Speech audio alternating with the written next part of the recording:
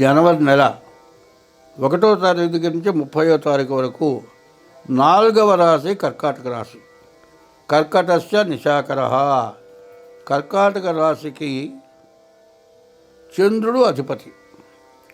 ఎందుకంటే నవగ్రహాల్లో సూర్య చంద్రుడు ప్రధానమైనటువంటి గ్రహాలు. అటువంటి గ్రహాల్లో మరి చంద్రుడు ప్రధానమైన గ్రహం. అయితే ఈ రాశిలో పుట్టడమే చాలా విశేషం. ఎందుకు ప్రధానమైంది గొప్ప ఏమిటంటే, రామచంద్రమూర్తి పునర్వసు నక్షత్రం 4వ పాదం, పునర్వసు నక్షత్రం 3వ పాదం వరకు మిథున రాశి. పునర్వసు నక్షత్రం 4వ పాదంలో రామచంద్రమూర్తి పుట్టాడు. ఎప్పుడు పుట్టాడు? త్రేతాయుగంలో పుట్టాడు. త్రేతాయుగం, ద్వాపరయుగం, కలియుగం.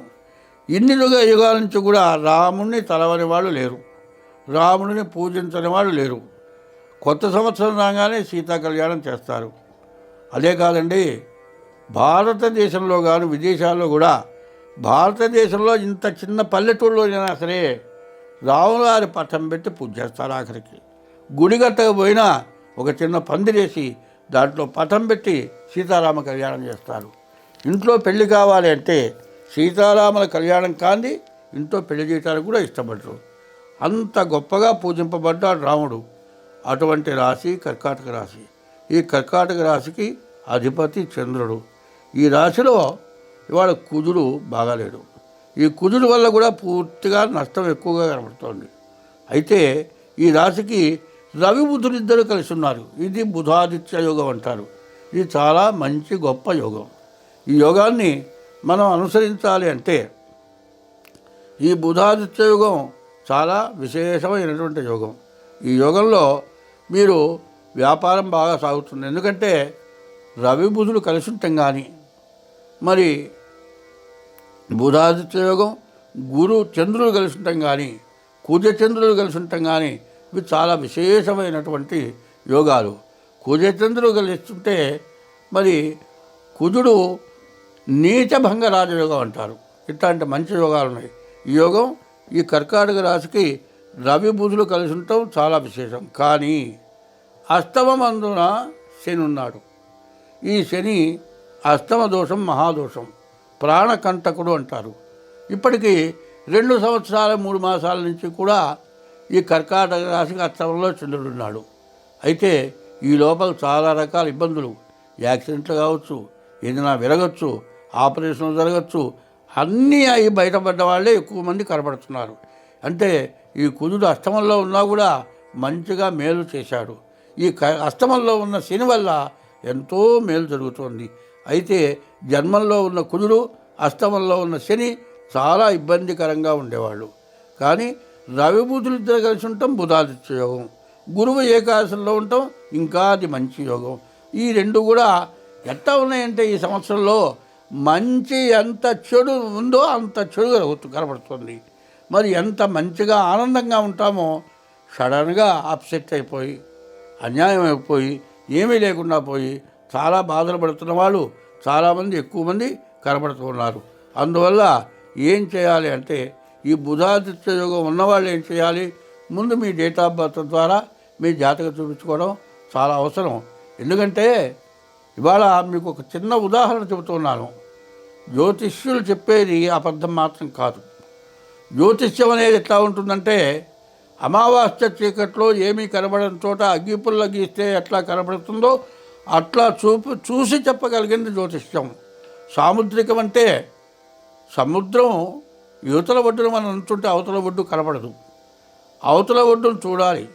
అది మరి ఏమిటంటే, ఇప్పుడు సాముద్రికం అంటే చాలా విశేషమైంది. ఎట్లాంటిదంటే 84 లక్షల జీవరాశులండి, దోమ దగ్గర నుంచి మనిషి వరకు.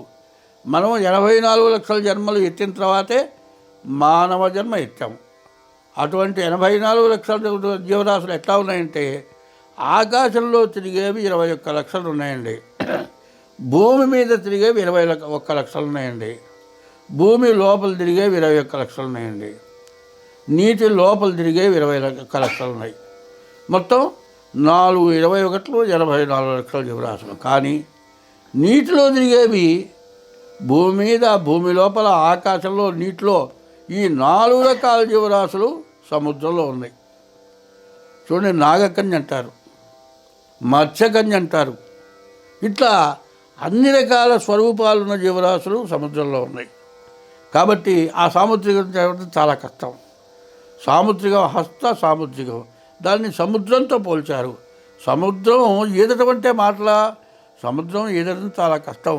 సముద్రంలో ఉన్న జీవరాశుల పేర్లు చెప్పడం కష్టం. చాలామంది ఏం చేస్తారు, అరిచేతిలో మత్స్యరేఖ అంటారు, అదే గరుడ రేఖ అంటారు, అదే స్వర్ణరేఖ అంటారు. నేను స్వర్ణరేఖ చూడాలని ఎన్నాళ్ళ నుంచి అనుకున్నా. దుర్యోధనుడి చేతిలో స్వర్ణరేఖ ఉండటం చేత మరి ధర్మరాజు అశ్వమేధయాగం చేస్తే మట్టిగడ్డలు చేతికి ఇస్తే, ఆయన చేతితో మట్టిగడ్డలు ఇస్తే బంగారం అయింది. అటువంటి స్వర్ణరేఖ కలిగినటువంటి దుర్యోధనుడు ఏమైనాడు? 100 అన్నదమ్ములు కలిగి, పరస్త్రీ వ్యామోహం కలిగి, నేను గొప్ప ఐశ్వర్యవంతుణ్ణి, నాకు బలం ఉంది, బలగం ఉంది అనే అహంభావంతో పూర్తిగా వంశం నిర్మూలన అయిపోయింది. అందువల్ల ఎప్పుడు కూడా జ్యోతిష్యం ఎట్లాంటిదంటే, ఎప్పుడూ అహంకారపడద్దు, బాగున్నప్పుడు సంతోషపడద్దు, బాగాలేనప్పుడు దుఃఖపడకూడదు. ఎట్లా ఉండాలంటే, కష్ట సుఖములు కావడి కుండలు అన్నారు. పల్లెటూళ్ళల్లో కావిడి వేసుకొని నీళ్లు తెస్తారు. మనం ఒక చేతితో ఒక బిందె తీసుకొని రావాలంటే రాలేము ఇంటికి. 2 చేతులతో 2 బిందెలు తీసుకొస్తే ఎట్టగా వస్తాం. కానీ ఈ బిందెలో నీళ్ళు సగం పోతాయి, ఆ బిందెలో నీళ్ళు సగం పోతాయి. ఇంటికి చేరేపటికి ఒక బిందె నీళ్ళే.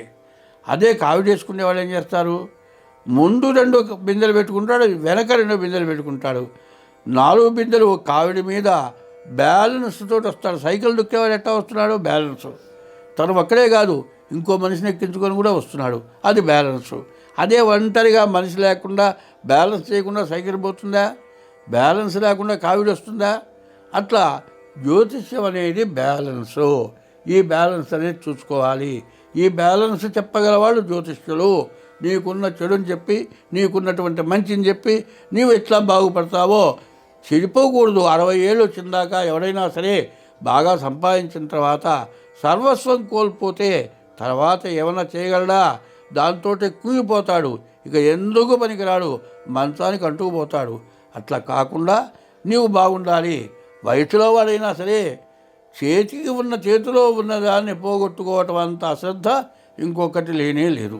కాబట్టి నీ చేతిలో ఉన్నదాన్ని నువ్వు జాగ్రత్త చేసుకోవాలి అనేటట్లయితే నీవు మాత్రం ముందు జ్యోతిష్యం తెలుసుకోవాలి, జ్యోతిష్యం ద్వారా నడవాలి. మరి మనం చేసేటువంటి ప్రవర్తన చాలా జాగ్రత్తగా ఉండాలి. ఇట్లా ఎవరైతే ఉంటారో ఈ కర్కాటక రాశి వాళ్ళు ఇన్ని రకాల మంచి పనులు చేయగలిగిన శక్తివంతులు. కాబట్టి ఈ చెప్పేది బాగా అర్థం చేసుకుంటారు, కాబట్టి మీరు జాగ్రత్తగా ప్రవర్తిస్తారు. కాబట్టి ఇంత వివరంగా చెప్పా.